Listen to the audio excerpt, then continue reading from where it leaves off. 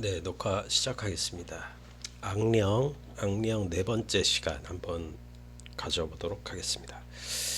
우리가 지금까지 이제 보셨을 때 악령이라는 소설이 굉장히 좀 어떻게 보면은 독특하면서도 정치적인 팜플렛으로 읽힐 수도 있는 반면에 굉장히 이 소설이 니체적인 초인의 그런 색으로 읽힐 수가 있었다는 거죠. 그러니까 저번 시간에도 이야기했듯이 니콜라이 프셰볼로도비치 스타브로긴이라고 하는 굉장히 아름다운 초인이 자신의 사유 실험을 이제 계속해서 해 나가는 일을 그려내고 있고, 그의 혁명이 어떻게 보면은 실패로 돌아갈 수밖에 없다, 그 과정을 이야기를 하게 됐습니다. 그래서 그가 결국에는 절름발이 여인인 마리아 찌모페예브나 레바드끼냐와 결혼을 한 상태고, 결과적으로 강한 한 명의 인간이 정신이 온전치 못한 절름발이 여인을 어디까지 기만할 수가 있느냐에 대한, 어떻게 보면은 굉장히 비인간적이기도 한 그런 이야기를 담고 있다, 그렇게 봐도 무방하다. 그리고 니콜라이 프셰볼로도비치 스타브로긴이라는 초인이 그렇게 어떻게 보면은 나쁜 사람인데, 본질적으로 나쁜 사람이잖아요. 그렇게 사람은 기만하고 이런다는 게 굉장히 나쁜 행위인데, 그러함에도 불구하고 이런 스타브로긴에게 매혹당하는 이런 다른 그 당시 사람들의 존재는 과연 무엇을 의미하는가? 어떻게 보면은 스테판 베로벤스키죠. 스테판 베로벤스키나 바르바르 페트로브나 스타브로기나 이런, 어떻게 보면은 기존의 지주들, 그리고 앞으로 나올 렘브케, 폰 렘브케와 율리아 렘브케라는 지사 부부들, 이런 사람들은 구시대적인 러시아적인 이상을 어떻게 보면은 상징한다라고 볼 수가 있겠죠. 하지만 이 사람들이 러시아적인 의미에서 고착이 돼 있기 때문에 이 사람들의 삶과 이 사람들의 사상을 통해서 러시아가 새롭게 바뀌고, 러시아라는 세계가 어떤 새로운 유럽의 신문명을 이끌어가고 좋다 하기에는 이미 그런 것은 불가능하다라고 생각을 했기 때문에, 스테판 베로벤스키의 아들인 뾰트르 베로벤스키가 어떻게 보면은 굉장히 간사하고 간악한 방법으로 스타브로긴이라는 초인을 이용하여서 러시아적인 전복과 혁명을 일으키고 싶어 한다는 얘기죠. 그래서 이제 5인조를 만들어서 러시아적인 혁명 안에서 그것을 만들려고 한다는 거죠. 러시아 사회의 전복을. 그러면 여기서 사회의 전복이 일어날 때 가장 중요한 것은 사람들을 불안하게 만들고, 누군가에 대해서 원망하게 만들고, 누군가가 자신의 삶과 우리들이 가지고 있는 정당한 권리를 침탈한다라고, 이렇게 속된 말로 집단적 가스라이팅을 하게 된다면은 혁명이 일어날 그 단초와 그 명분을 얻게 된다는 거죠. 그러니까 뾰트르 스테반노비치 베로벤스키, 이 위험한 광대이자 망나니가 지금 여기 있는 도시 자체를 굉장히 어떻게 보면은 어지럽게 만드는 거죠. 그리고 우리가 의지할 수 있는 모든 존재적인 총체는 스타브로긴에 있다. 저 아름답고 굉장히 굉장히 카리스마 넘치는 저 지주한테 있다라는 것이, 어떻게 보면은 뾰트르 베로벤스키가 획책하고자 하는 계획이었던 거죠. 그런데 키릴로프와 샤토프, 이 두 사람은 어떻게 보면은 스타브로긴이 가지고 있는 주체가 가질 수 있는 굉장히 파워풀한 측면, 주체의 자기 정립의 측면을 신이나 어떤 외부적인 타자, 도덕적인 법칙, 강령으로부터 완전히 자유롭게 주체의 내면에서 그 같은 자유의 정립을 확고하게 만들 수 있다라는 것을 스타브로긴으로부터 확인을 했죠. 키릴로프와 샤토프는. 하지만 샤토프의 경우에는 결과적으로 스타브로긴이 망종이라는 것을 알고 그 사람을 때리는, 그 사람의 얼굴을 쥐어박는, 스타브로긴 얼굴을 때리는 장면까지가 우리가 읽었던 장면이에요. 자, 그러면은 오늘 우리가 이제 살펴볼 장면이 2부에서 제1장 밤 요 파트가 될 건데, 스타브로긴이 자기 자신의 힘을 한번 실험도 해볼 겸 그리고 자기 자신이 어떤 식으로 다른 사람의 삶에 영향을 끼쳤는지를 확인해 볼 겸 이제 지나갔다는 거죠. 자, 좀 읽어볼게요. 자, 325쪽. 김연경 선생님 보급판으로 325쪽. 자, 여드레가 지났다. 이미 모든 일이 지나가고 내가 이렇게 연대기를 쓰고 있는 지금에는 이미 무슨 일이 일어났는지 알고 있지만 그 당시에는 알지 못했기 때문이다. 블라블라블라. 한 문단 건너뛰어서 도시에서 매우 다양한 형태의 풍문이 즉 따기와 리자베타 니콜라예브나의 기절 그 부잣집 딸 스타브로기는 엄마가 자기 아들과 결혼시키고 하는 그 부잣집 외동딸 그 외 그 일요일에 일어났던 사건에 관한 풍문이 떠돌았다는 것은 아예 말할 필요도 없었다. 그러나 우리는 이 점이 그토록 놀라웠다. 즉 도대체 누구를 통해서 이 모든 것이 그렇게 빨리 밖으로 새어나갈 수 있단 말인가. 그러니까 당시에 스타브로기 바르베르 페트로브나 스타브로기나의 그 방 안에서 그 연회장 안에서 벌어진 일이 온 마을 천지, 온 도시 천지를 휩쓸고 있었다는 얘기예요. 그 스캔들이.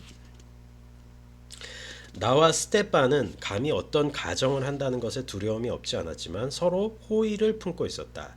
이렇게 퍼져버린 풍문의 책임자는 오직 뾰뜨르밖에 없다라고 단정지었다는 거예요. 그러니까 뾰뜨르가 스타브로긴이 뜨니까 이렇게 이제 뭐 연문이 이제 뻗쳐나갔다.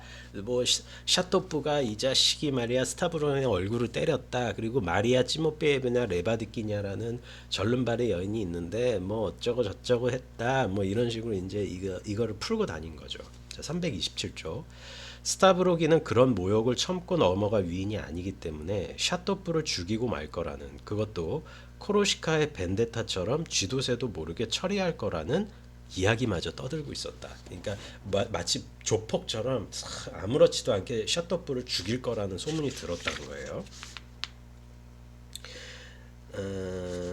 쭉 한번 넘어가서 그래서 스타브로긴이 어떻게 보면 여기서 미소를 지으니까 그 사람들은 스타브로긴을 미워했는데도 불구하고 어떻게 보면은 이런 식으로 했다. 뭐 스타브로긴에 대해서 그 카리스마가 어떻게 이 마을을 작용을 했다. 우리는 그 이런 추문이 있는데도 불구하고 스타브로긴 앞에만 서면은 정말 이무기 앞에 토끼 같았다. 스타브로긴이 여기를 휩쓸고 다니면은 그 카리스마에 그 껌뻑 죽지 않는 사람이 없었다. 이런 종류의 이야기와 뼈뜨르가 계속해서 어떤 음모를 획책해서 슈바굴린 공장에 있는 사람들을 부하 내동시키고 그리고 마리아 리자베타나 그 레바드킨 대위 이 사람들을 어떻게 해서든지 피해자로 만들어서 군중의 분노를 이 귀족 집단에게 돌리려고 끊임없이 노력하는 그런 장면들이 이어지고 있어요. 자, 그래서 333쪽에 그래서 뾰트르 스테파노비치는 중간 지점에 현지사 렘부케 현지사 댁에서도 당장에 가까운 이웃 말하자면 총애받는 젊은이의 입장이 될 정도로 매우 빼어난 대접을 받았으며 거의 매일 율리아 미알릴로브나 집에서 식사를 했대요. 그러니까 이 주지사 집안에서의 이 사람들이 배운 사람이라고 하니까 뭐 서유럽에서 계몽이 됐다 뭐 이런 종류의 그 소위 해서 뻐꾸기를 날려대니까 껌뻑 죽은 거야. 그래서 자기 집에 초청해서 뭐라고 얘기해야 되냐면은 뭐 이렇게 어떤 서유럽의 선생님이다 뭐 이런 식으로 이야기를 하면서 대우를 받았다는 거죠. 풍문에 따르면 뾰뜨르는 어딘가에서 회개를 했고 그 밖에 몇몇 이름들을 대고서 사면을 받았으며 이런 식으로 해서 앞으로 국가의 유용한 인간이 되리라고 나 이제 정부에서 러시아 이제 황실이나 러시아에서 비밀 정부에서 내가 어떻게 보면은 러시아 민중들을 계몽시킬 일을 하려고 한다. 이런 식으로 하면은 또 껌뻑 죽잖아요. 뭐 저 모스크바 대학이나 페테부르크 대학에서 뭐 굉장히 많이 배운 양반이다. 또 이렇게 소개하면은 또 껌뻑 죽을 수가 있잖아요. 율리아 미하일로브나의 데모인 이 노부인은 어떤 이제 저명한 귀부인은 자신의 편지에서 뾰뜨르를 알고 있으며 그를 총애한다라고 이야기했다. 심지어 이 렘부케 부인은 남편에게조차 뾰뜨르의 거의 가족적인 관계를 갖도록 했으므로 렘부케가 불평할 지경이었다고 하는 거예요. 그러니까 굉장히 구워 삶은 거지. 살살거리면서 이놈이.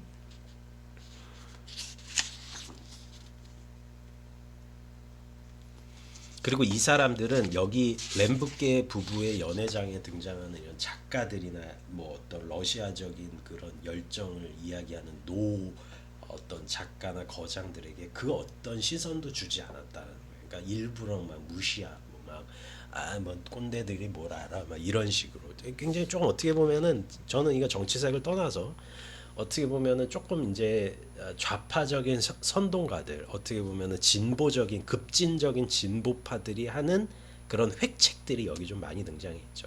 그러니까 노인네가 얘기하려면 못 들은 척 싹 하고 젊은 사람들이 사회를 변혁시켜야 된단 말이야. 사회는 이런 식으로 변혁을 해야 돼. 이러면서 다른 사람들을 가르치고 너희는 지금 무지한 상태야. 무자각한 상태이기 때문에 우리한테 배워야 해. 그리고 나는 이걸로 정부를 통해서 정부나 러시아적인 정부, 러시아 황실을 통해서 이렇게 권위를 인정받은 사람이야. 그것은 너희가 지금 살고 있는 방식이 잘못돼 있다라는 거야.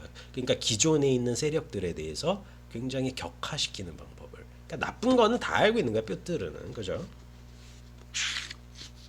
자, 2장 넘어가서 뾰뜨르는 두 번 정도 붙인 이제 스테판 그 가정교사 늙은 가정교사를 찾았는데 불행하게도 두 번 다 내가 없을 때였대요. 그 화자인 내가 다를 정도로 그는 예전에는 완전히 다르게 행동했으며 놀라울 정도로 말수가 적어졌고 그러니까 이거는 스테판 얘기 같아요.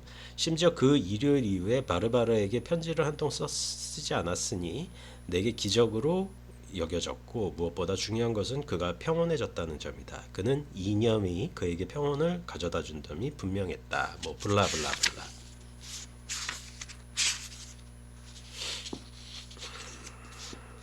자, 뾰트르 스테파노비치는 뭐 사실은 굉장히 위험한 인물인데도 불구하고 스테판은 상당히 귀여운 영감으로 봐야 돼요. 이상주의 귀여운 영감. 자, 338쪽 3장으로 넘어가 볼게요. 자, 저녁 7시 니콜라이 푸셰볼로비치는 이제 굉장히 또 얘만 등장하면 우리도 뭔지 모르게 또 집중하게 되는 게 있어요.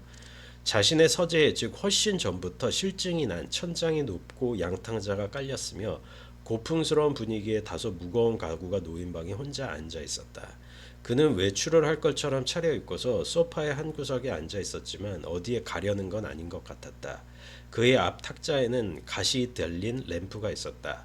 커다란 방의 측면과 모서리에는 어둠이 드리워져 있었다. 그의 시선은 곰곰이 생각에 잠긴 듯 한 곳에 집중되어 있었으나 마냥 평온하지만은 않았다.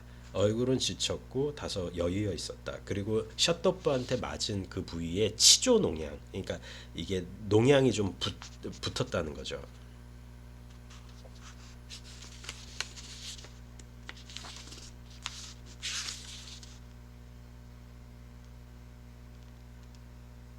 (340조) 뼈뜨르는 끔찍한 공습으로부터 자신을 방어하려는 듯 갑자기 뻘쩍 뛰었다. 아시겠지만 난 샤또프 부인의 소문을 퍼뜨렸어요. 다시 말해서 파리에서의 당신과의 말이요. 물론 그것으로 일요일 사건도 설명이 되었고 당신 화가 난 건 아니겠죠. 이게 무슨 얘기냐면은 스타브로긴이 망종이라는 게 뭐냐면은 여기 등장하는 온 여자 주인공들과 어떤 연문이 있어요. 그래서 샤또프의 부인과 미래가 있었고 샤또프의 부인이 스타브로긴의 아이를 임신해요. 그리고 스타브로긴은 정말 얘기하기 싫은데 샤또프의 여동생인 다리아에게 마음의 안식을 얻고 있어요. 그러니까 좀 어질어질하죠. 얘는 맞아 싼 놈이에요. 그러니까 너는 맞을 짓 했지. 지금 뾰뜨르가 스타브로긴에게 그런 얘기를 하는 거예요. 그러니까 뾰뜨르의 심리 상태는 뭐냐면은 스타브로긴의 이런 망종짓. 너 샤토프한테 맞은 이유는 샤토프의 여자를 네가 건드렸잖아. 샤토프 와이프를 네가 건드렸기 때문에 네가 맞은 거지. 난 이런 것까지 다 알고 있고 너 마리아 찌모베예브나 레바드끼냐 그 절름발이 여자하고도 왜 결혼했냐 자식아. 너 다 알고 있어. 그러니까 내가 하는 혁명에 너는 동참해. 이런 식으로 지금 은연중에 협박을 하는 거예요. 그리고 스타브로기는 샤토프의 여동생인 다샤일 거예요. 다샤. 얘한테 또 마음의 안식을 얻고 있어요. 그러니까 얘는 겉만 지금 우리가 이 양령이란 소설을 읽으면서 얘의 겉모습에 대해서 자꾸 매료만 당하면은 안 돼. 얘는 정말 쓰레기예요. 스타브로기는. 그러니까 허우대 멀쩡하고 아름다운 외모를 가진 쓰레기라고 보시면 돼요. 솔직히. 그래서 이런 인간한테 매혹이 되고 현혹이 되면은 어떤 사태가 벌어지느냐가 악령의 사실은 주제다 이렇게 보시면 될 것 같아요. 그러니까 뭔 얘기인지 아시겠죠? 말하면서도 참 지저분한 인간이에요. 이 인간은. 그러니까 342쪽. 미리 잔뜩 준비해둔 뻔뻔스러운 말과 조잡하도록 순진한 속셈으로 주인의 신경을 자극하려는 손님의 온갖 명명백백함에도 불구하고 니콜라이는 얼굴에는 경멸적일 정도로 평온하고 냉소적인 까지 한 그 표정이 감돌았다. 그러나 결국에 어떤 초조한 호기심이 드러났다. 그럼 들어보세요. 뾰뜨르는 이전보다 더 심하게 말을 베뱉고 왔다. 여기로 오면서 다시 말해 열흘 전쯤에 나는 여기서 어떤 역할을 하려고 했습니다. 제가 조금 건너뛰면서 하는 거예요. 난 멍청하지도 영리하지도 않고 재능을 충분히 타고나지도 못하는 데다 달에서 떨어진 것 같은 사람이죠. 안 그런가요? 그러니까 스타브로기는 계속 긁는 거야. 뼈들어가. 뭐 그렇다 해도죠. 니콜라이는 아주 약간 미소를 지었다. 쭉 넘어가서 하지만 정말이지 침묵한다는 것 이거야말로 대단한 재능이므로 나에겐 어울리지 않고 뼈뜨레의 대사예요. 둘째, 어쨌거나 침묵한다는 것은 무엇보다 위험한 일이 아니겠습니까? 쭉 넘어가서 결과적으로 당신은 우선 자신이 소박한 사람이란 걸 확신시키게 되었고 상대방으로 하여금 아주 진저림하게 나게 만들었고 상대방에게 아무것도 납득시키지 못했다는 것이죠. 이 모든 게 세 가지 이득을 한꺼번에 거머쥐게 된 것이 아닙니까? 니콜라이는 그러나 미소 따윈 아예 보지도 않고 얼굴을 찌푸린 채 다소간 초조하게 듣고 있었다. 뭐라고요? 아무 상관없다고요? 물론 그렇죠. 그러니까 난 동지애를 내세워 당신과 타협하라는 것이 아니라 당신에게 완전히 이 니콜라이 당신이 나의 위험한 혁명에 동참하지 않을 수 없게끔 당신을 종용하는 것입니다. 이렇게 얘기하는 거예요. 니콜라이는 집요하게 침묵을 고수했다. 쭉 넘어가세요. 그러니까 이런 식의 대사가 이제 등장을 하는 거고 345쪽 맞아요. 바로 그 때문에 온 겁니다. 그 일요일 때문에 다시 말해서 그리고 이렇게 얘기하죠. 스타브로기는 다시 말해서 당신은 당신의 말의 진위에 대한 의혹을 남겨두고 마치 우리가 사전에 음모라도 끓였듯이 그렇게 행동한다라고 지어냈지만 우리의 스캔들 그리고 내가 샤토프의 여자를 건드린 것 그리고 마리아 찌모베이브냐 레바드키냐라는 정신이 온전치 못한 여자와 혼인을 한 것 그리고 레바드킨 대위라는 협잡군과 그렇게 커넥션이 있다는 것 그리고 엄마 바르베르 엄마가 지정해준 아름다운 리자와 결혼한 것을 일부러 파토내려고 하고 있다라는 이런 스캔들 이런 것이 마치 우리 둘이 뼈뜨러 너와 스타브로긴인 내가 마치 교활할 정도로 잘 구성된 연극을 만든 거라고 연출되게 너는 만들고 싶은 거지? 라고 스타브로긴이 되묻는 거예요. 그러니까 뼈뜨르는 당신이 그렇게 생각하지 않아도 우리는 그렇게 한 배를 탈 수밖에 없을 겁니다. 이렇게 얘기를 하는 거예요. 근데 스타브로기는 동의하지 않는다는 거죠. 웃기는 소리 하고 있네. 그리고 끝까지 스타브로기는 뼈뜰의 이러한 음모에 동참하지 않아요. 그러니까 얘는 세상이 어떻게 되든 그건 아무 상관이 없어. 스타브로기는. 이게 지금 어떻게 보면은 러시아 문학을 넘어서 전 세계 문학사에서 스타브로긴이라는 인물이 제가 막 욕도 하고 이러는데 하나의 거대한 질문을 우리에게 이렇게 던지면서 화두도 던지는 게 뭐냐면은 얘의 생각이 뭐지? 얘의 목적이 뭐지? 얘는 정말 철저하게 자신의 힘의 실험에만 몰두하고 있는 인간인가? 이런 것에 대한 의문점을 우리에게 계속해서 불러일으킨다는 거예요. 그리고 이 사람이 행동하는 외적인 행동이 다른 사람들을 완전히 매혹시키는 종류이다 보니까 뾰뜨르 같은 협잡군 이런 계략군들이 완전히 얘를 스타성으로 만들려고 하는 거야. 나는 무엇보다도 당신이 어느 정도 두려워하는지 알아보고 싶었던 거죠. 너 두렵지 않아? 사교계에서 매장당할 수도 있는 일이야. 근데 난 너에 대해서 다 알고 있잖아. 낡은 방식으로 완전히 끝이 났기 때문에 이제 나는 더 이상 낡은 방식으로 당신과 협상하려고 하지 않을 거예요. 난 당신에 대한 생각을 제가 건너뛰면서 읽어요. 346조. 난 당신에 대한 생각을 샤토프 사건 이후 곧장 뒷짐을 지는 걸 본 순간에 바꾸었습니다. 그런 말 나온 김에 그는 재빨리 짓거리기 시작했다. 여기에 어떤 사람들이 당신이 그를 죽일 거라고 떠들어대면서 내기까지 하는 바람에 램브게가 경찰을 부를까 하는 생각까지 했는데 율리아 미알리아 그 램브게의 부인이 만류했어요. 됐어요. 난 그저 알려주려고 온 거니까. 말이 나온 김에 한 가지만 더 얘기하자면 바로 그날 레바드킨 온유이를 피신시켰어요. 당신도 아시겠지만 그들의 주소가 적힌 내 메모는 받았나요? 그때 받았소. 스타브로긴이 이야기를 하죠.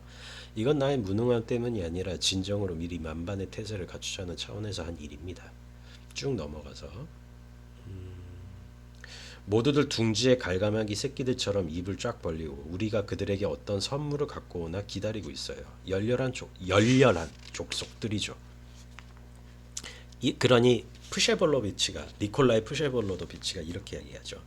당신은 나를 그곳에서 무슨 우두머리로 내세우려는 거예요. 그러니까 스타브로긴도 보통 똑똑한 놈이 아니에요. 얘가 뾰트르가 나를 어떻게 활용해서 혁명 선전물로 활용하려는지도 다 알고 있어요. 그러니까 어, 딱 봐도 뾰트르는 괴벨스 같은 놈이죠. 괴벨스 같은 놈이라고. 괴벨스 겸 뭐 스탈린을 우상화시킨 그 조그만 그 키 작은 뭐 마귀 뭐 비슷한 별명이 있었던 그 사람 겸, 그러니까 언론 선동 대장 뭐 이런 인간이라고 보시면은 뭐 충분할 것 같아요. 스타브로기는 우상화시키면서, 그러니까 스타브로기도 그걸 아는 거야. 부인은 내가 마리아, 그러니까 당신의 어머니는 마리아를 강 건너로 옮긴 거를 다음날 벌써 알고 있죠. 당신이 어머니에게 얘기했습니까? 생각도 못했네. 이렇게 그냥 무심하게 얘기하는 거예요. 쭉 그런 식으로 이제 얘가 긁는 거야. 스타브로기는 나 저기 강 건너에다가 저기 너 혼인했다라고 하는 그 정신 나간 여자랑 그 저기 뭐야 레바드킨까지 해놨어. 그리고 난 네 비밀 다 아니까 협조해. 그리고 네 엄마한테도 다 얘기해놨으니까 너 어떻게 하나 보자. 그리고 너는 그냥 여기서 나만 도와주면 돼. 그러니까 뭐 그렇게 이야기는 하고 있어. 그리고 351조 가가노프는 당신에게 끔찍할 정도로 화가 나 있다. 가가노프 그 코를 쥐고 아마 흔들었죠. 스타브로긴이 코를 쥐고 아무런 생각 없이 이렇게 흔들었죠. 그건 정말 아무 생각 없이 흔든 그런 일이야. 자기 힘을 활용해 보려고. 나같이 육체적으로 완전하게 압도적인 사람이 가가노프 같은 그냥 죽늙은이의 코를 쥐고 흔들면은 무슨 사태가 벌어질까? 그게 스타브로기는 궁금했던 거예요. 그러니까 정신 나간 놈이에요, 스타브로기는. 쭉 한번 넘어와서 이래서 이제 조금 이제 니콜라이와 뾰트르의 이런 이야기가 등장을 하다가 어떤 이야기가 나오느냐. 물론 당신이 그렇게 웃긴다면야 당신 마음 내키는 대로 나를 경멸할 수도 있지만 너는 지금 나만 보면서 실실대고 있잖니 스타브로긴. 너 지금 나 알아. 나 인간으로 안 보는 거 아는데 당신 마음 내키는 대로 355쪽이에요. 마음 내키는 대로 나를 경멸할 수는 있지만 어쨌거나 당분간은 개인적인 문제는 개입시키는 게 맞지 않을까요? 뭐 이런 식으로 이야기를 하다가 이 사람이 무슨 얘기를 하냐면은 유영수 빼찌까라고 굉장히 그 살인을 저지르고 이제 유배 생활을 하는 그 인간이 이 지금 우리 도시의 숲에서 어슬렁거리고 있다라는 암시를 넌지시 해줘요. 어, 이거는 정말 마귀가 쓴 것 같아. 내가 이렇게 보면은 어떤 글은 좀 물론 이게 뭐 전 세계 그 문학사의 걸작 중에 하나란 건 아는데 참 못된 놈들만 등장시켰어요. 왜 이거를 쓱 펼치느냐? 패찌까라는 놈은 그냥 살인은 광이에요. 그냥 사이코패스 살인마야. 근데 이거를 쓱 준 다음에 얘는 돈만 주면은 그냥 다 죽여주는 애야. 그러니까 정신 나간 살인마인데 그 당시에 치안이 엉망이다 보니까 얘가 이제 도망쳐 나온 건데 얘를 쓱 스타브로긴한테 이제 암시를 한 거야. 패치가 돌아다닌다. 그리고 저기 마리아 찌모페예나 레바드킨이야. 그다음 레바드킨 대위 사는 곳 저기 있다. 그리고 나 너 비밀 안다. 그리고 스타브로긴은 어떤 의미에서는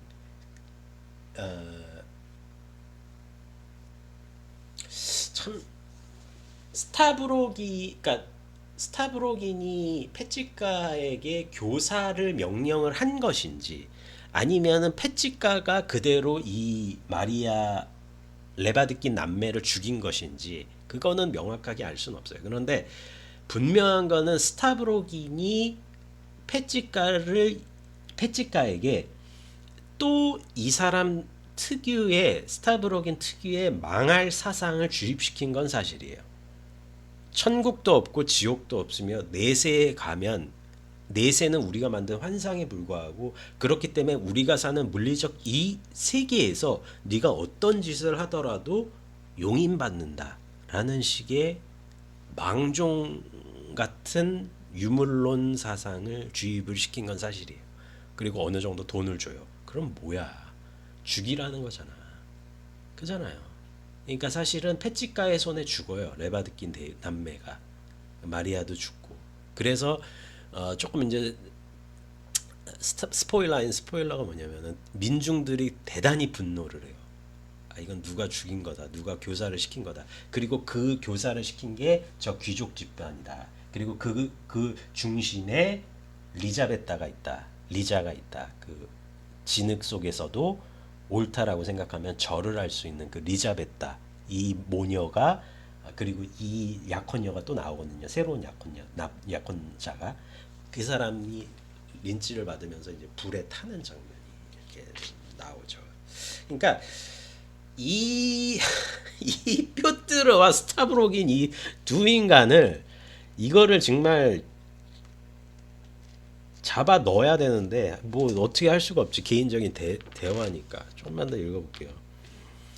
356조. 하지만 그는 멋지게 기만당했다. 니콜라이 푸셰볼로도비치는 여전히 평온했으니까. 얼굴 근육 하나 움직이지 않았으며 몸 전체를 통틀어 손톱만큼의 움직임도 감각되지 않았다. 굉장히 냉혹하게 그렇게 이 사람이 자기 방 안에서 있었다는 거죠. 니콜라이의 모습이에요. 그러니까 굉장히 냉혹한 사람이에요. 그래서 이 사람이 방을 나갑니다. 그리고 어쨌든 간에 그래서 방을 나가고 누구를 제일 먼저 방문을 하느냐.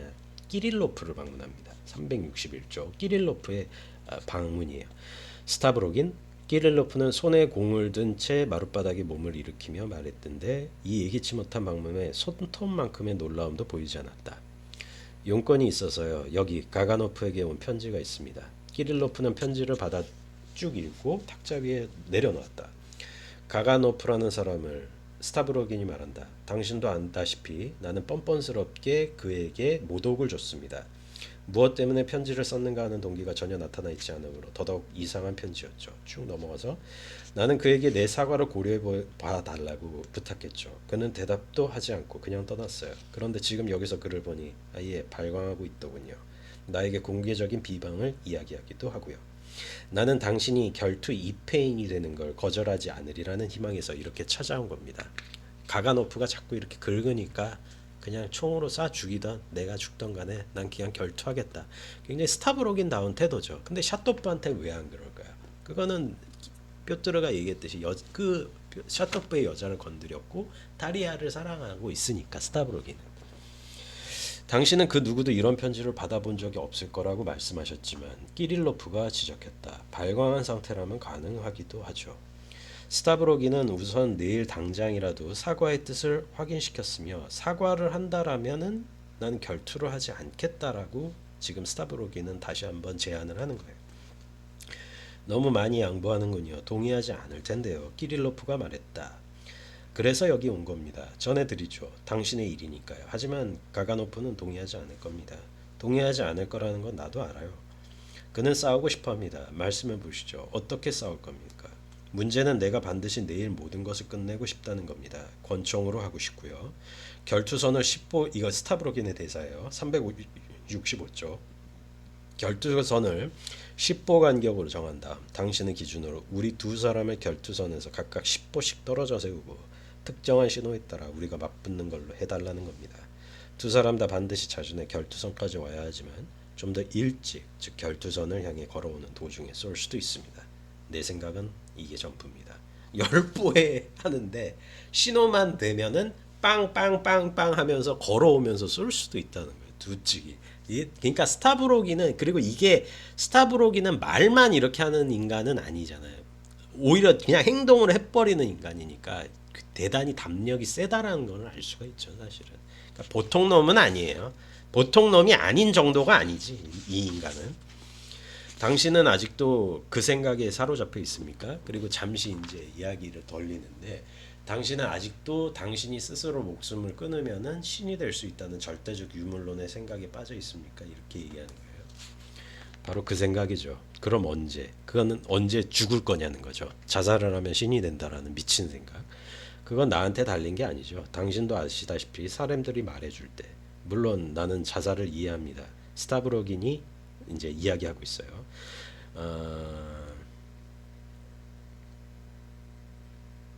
하지만 현재 367조. 하지만 현재 당신은 여기서 달을 올려다보고 있는 형편이니 당신이 거기서 무슨 짓을 저질렀건 그곳 사람들이 1000년 동안 당신에게 침을 뱉건 여기 당신한테 그게 무슨 상관이겠습니까? 안 그런가요?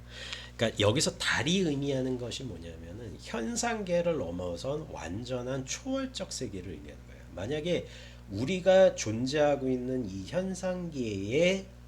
현상계가 있다면 이 현상계를 지배하는 도덕적인 법칙이 존재할 건데, 만약에 당신의 위치가 달이라고 한다면, 달에 당신이 있다면은 그것은 아무런 생각 없이 뭐야, 여기 있는 모든 가치 척도로부터 자유롭다는 얘기잖아요.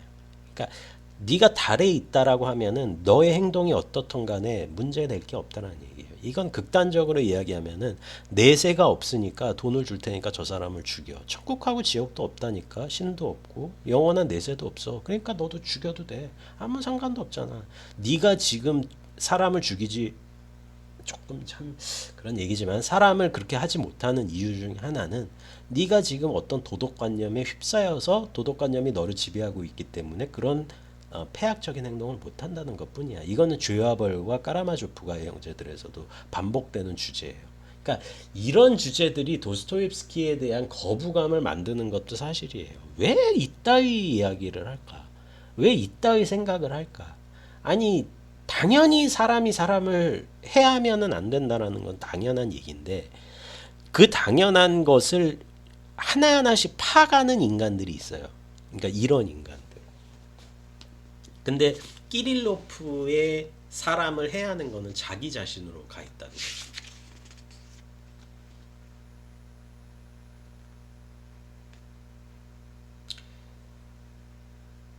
어디에도 감추지 않아요. 시간은 물체가 아니라 관념이라니까요. 머릿속에서 꺼져버리게 되는 겁니다.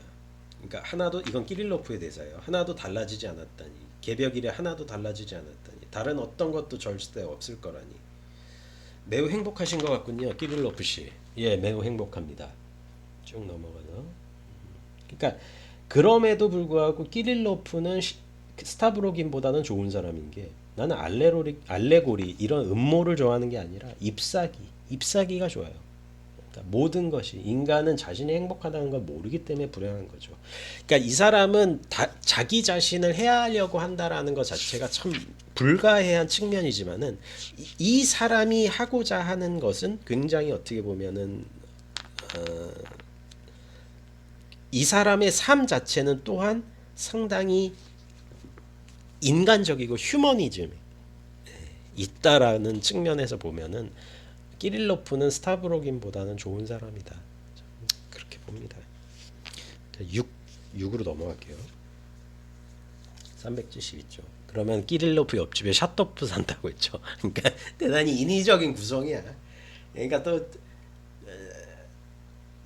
저도 처음에 읽을 때는 뭐 이 소설이 굉장히 책도 굵기도 하고 뭐 드러내는 사상도 그런데, 다시 이렇게 보고 다시 이렇게 보니까 어떻게 보면 좀 인위적인 면도 있어요. 끼릴로프 방문하니까 그 옆집에 샤토프랑 그 건물에서 살고 있고, 뭐 그런 거 보면은 뭐 그 정도는 뭐 소설적인 걸로 볼 수가 있죠.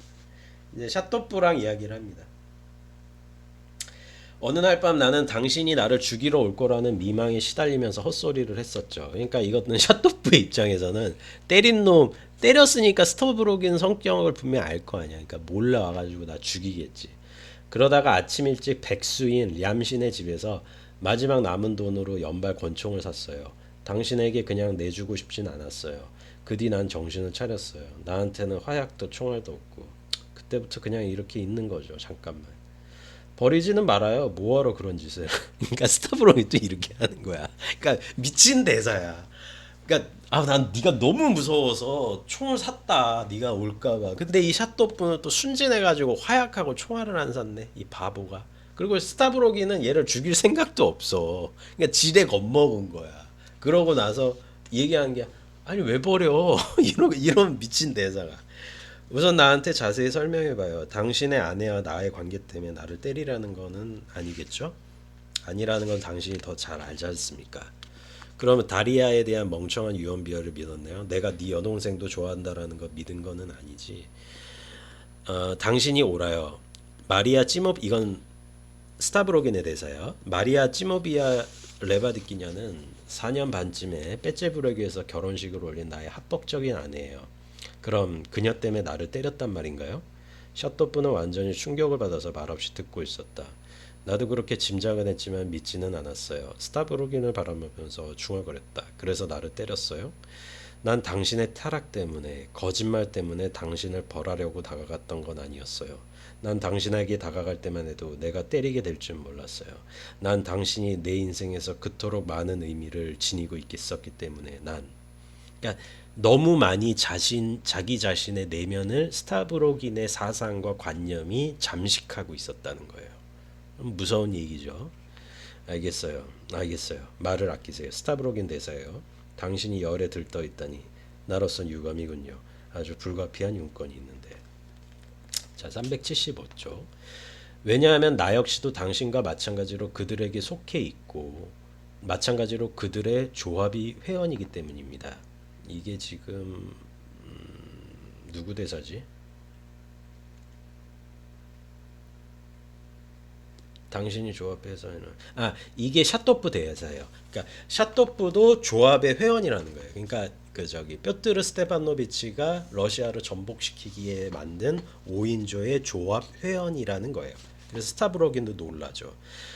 그러니까 당신은 벌써부터 그들이 당신을 잡아먹으려고 한다는 것을 알고 있다는 말이죠. 그러니까 무슨 얘기를 하냐면 뾰트르가 굉장히 흉악한 놈이고 샤토프 자신을 해하면서 어떤 식으로든지 5인조를 피해 서약으로 왜냐면 공범이 되면 함부로 못 움직이잖아.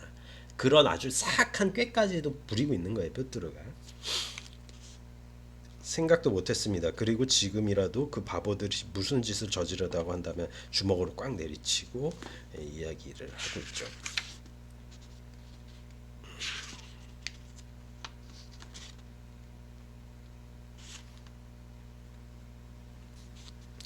그래서 무슨 얘기를 하냐면 376쪽은 조금 제가 이제 이 소설이 두껍다 보니까 좀 툭툭툭툭 건너뛰면서 중요한 것만 읽어요. 하지만 바로 여기에 당신이 지금까지도 모르는 것이 있는 것 같습니다. 다름 아니라 이 작자들은 당신과 절대로 헤어질 생각이 없다는 점입니다. 그건 말도 안 돼. 이건 스타브로긴에 대해서였어요. 그건 말도 안 돼. 샤토프가 외친다. 나는 그들과 모든 걸 끝낸다고 정직하게 선언했어요. 나의 권리, 양심과 사상, 권리 따위는 나한테는 아무런 것도 강요할 생각이 없어요. 스타브로긴은 매우 다시 이야기합니다. 이 뾰트르 베로벤스키라는 작자는 어쩌면 지금도 당신의 현관 어디에서 당신을 엿들을 수도 있어요. 심지어 술주정뱅이 레바드킨조차 당신을 감시할 의미도 있다는 거죠. 자, 그리고 넘어가서요. 당신은 언제나 감시당하고 있습니다. 뾰트르 베로벤스키는 당신의 일을 완전히 해결짓기 위해서 그럴 권한도 있고 당신을 밀고 할 수도 있는 당신의 적절한 이야기를 하려고 하는 것이지요. 그러니까 어떻게 보면은 그 조합원들에게 샤토프가 우리가 가지고 있는 비밀스러운 일들을 러시아 황실이나 러시아 비밀 경찰에 밀고 할 수 있는 위험이 있는 인물이다. 이렇게 지금 주변을 선동하고 있다는 거죠. 당신 스타브로긴 어떻게 그렇게 무능력하고 후한무치한 종놈 같은 멍청이 짓거리 속에 자신을 내동쟁이 칠 수 있는 거예요. 당신이 조합의 회원이라니 이것이 스타브로긴의 위협이란 말인가? 그러니까 어떻게 보면 샤토프도 스타브로긴을 광적으로 추종하고 있다는 거죠. 그는 자신에게 이것보다 더 쓰라리고 우울한 발견은 있을 수 없다는 듯이 손뼉했다. 죄송합니다. 하지만 당신은 나를 무슨 태양 같은 걸로 보고 있고 당신 자신은 나와 비교해서 무슨 곤충 같은 것으로 발견하고 있어요. 기꺼이 당신은 내가 어떻게 그런 쓰레기 같은 빈민굴에 처박힐 수가 있느냐고 물으시는 거죠. 이전에도 속히 있지 않았기 때문에 그들을 떠난 권리에 관해서라면 활동한 게 없기 때문에 당신보다 더 많은 권리를 갖고 있습니다. 난 부분적으로 새로운 계획에 입각한 조합의 구조의 개편에 참가했죠. 그뿐입니다. 하지만 그들은 지금에 와서 생각을 고쳐먹고 나를 풀어주는 것이 위험하다고 결정한 겁니다. 그러니 나도 선고를 받은 셈이죠. 오, 그놈들 정말 사형사형 노래를 부르는군요. 스타브로기는 이전과 같이 무심하게 심지어 시들시들하게 계속했다. 이런 경우에 늘 그렇듯이 많은 것이 환상이라는 점엔 의심의 여지가 없습니다. 그러니까 베로벤스키가 사회가 그 사회를 전복시키기 위해서 스타브로기는 이용하고 있고 만약에 샤토프 같이 배신을 하게 된다면은 이놈을 우리가 해할 수 있다라는 그 힘을 있다라는 것을 사람들에게 공포로서 전염을 시키고 있다는 거죠. 그리고 스타브로게는 380쪽부터 381쪽까지 마리아 찌모페예브냐 레바드키냐와 공식적으로 결혼하겠다라고 밝히고 있어요. 그러니까 미친 소리를 계속해서 하고 있는 거죠. 쭉 한번 넘어가 볼게요. 384쪽에 7, 이 마지막 밤의 마지막 이제 챕터인데 이 챕터에서도 역시 이야기가 진행이 되고 있죠.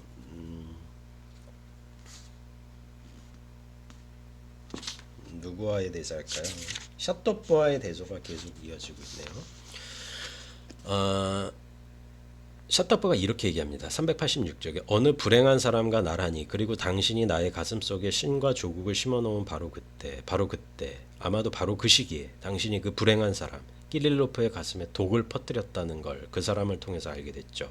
당신은 그에게 기만과 비망을 심어놓고 그의 이성을 광기로 몰고 갔습니다. 그런데 스타브로기는 이렇게 얘기하죠. 반복하건대 난 당신도 그 사람도 또 다른 사람도 속인 적이 없어요. 그럼 당신은 뭐요? 스타브로긴 당신의 정치는 무신론자요? 그래요.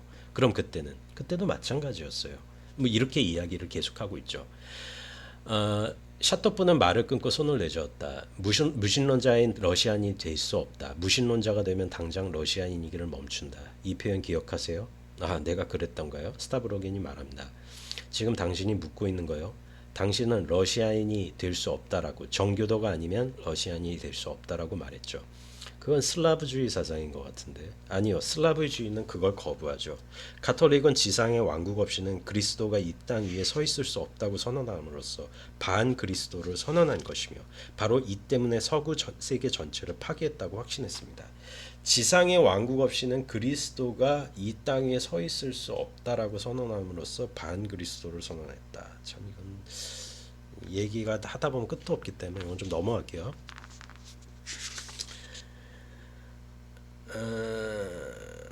그래서 샤토프는 뭐라고 얘기하면 오직 과학과 이성의 뿌리 위에서 건설될 생각이라고 선언했기 때문이다. 그러니까 사회주의가 이성과 과학은 민족들의 삶에서 언제나 창세기에 오로지 부차적이고 보조적인 의무를 수행해왔다. 묵시록에서는 블라블라 그것이 살아있는 물의 강이 마를 것이라고 경고하고 있다. 철학자들은 미학적 근원을 얘기하면서 그것을 도덕적 근원과 동일시한다. 난 무엇보다도 더 간단하게 신의 축이라고 부르고자 한다. 그런 미학적인 것과 아름다운 것과 도덕적인 것의 결합을 신의 축이라고 본다라는 얘기죠.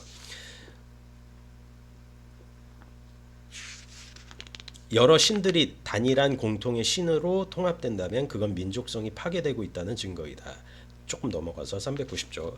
종교를 가지지 못한 민족, 즉 선악의 개념이 없는 민족은 결코 없었다.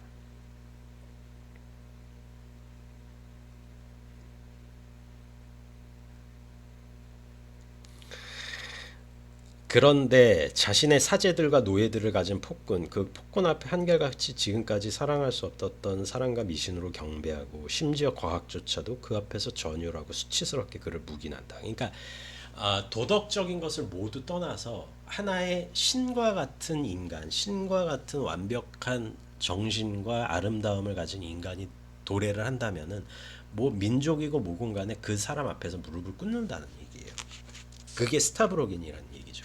그러니까 이게 참 신의 민족, 이것은 신의 육신입니다라고 얘기를 하고, 이 사람은 어떻게 보면은 스타브로긴이 다시 제리만 메시아가 될 수 있다라고 샤토프는 끝까지 믿는 거예요. 왜냐하면은 이 사람은 슬라브주의와 카톨릭적인 계시를 종합하려고 하잖아요. 그리고 종합된 육신을 스타브로긴에게서 발견하고자 하는 거예요. 그러니까 이 대사들은 조금 하나하나 따지기가 그러니까 뭐 제가 부족한 것도 있고.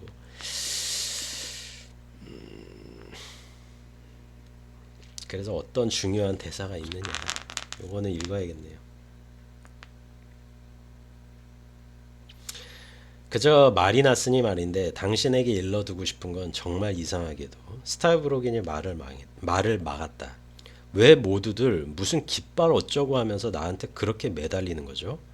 뾰트르 베로벤스키도 내가 그들의 깃발을 들어올릴 수 있는 사람이라고 확신하더군요.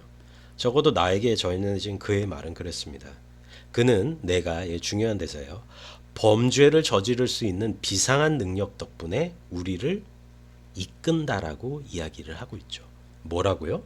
샤토프가 물었다. 범죄를 저지를 수 있는 비상한 능력 덕분에요? 바로 그렇습니다. 그럼 사실인가요? 당신이 빼째부르크에서 짐승과 같은 음탕한 비밀 집단에 가입했었다는 게 사실이냐고요. 그러니까 이런 식의 이야기가 나온다는 거죠. 샤토프는 물어서지 않았다. 당신이 그때 왜 그토록 치욕적이고 저열하게 결혼했는지 아십니까? 바로 치욕과 터무니없음이 그 순간 천재성에 떠올랐기 때문입니다. 아, 당신은 벼랑 끝에서도 헤매지 않고 오히려 대범하게 머리를 쳐들고 아래로 날아 떨어지는 인간입니다. 당신은 고통을 향한 열정 때문에, 양심을 갉아먹으려는 열정 때문에, 도덕적인 열정 때문에 결혼한 겁니다.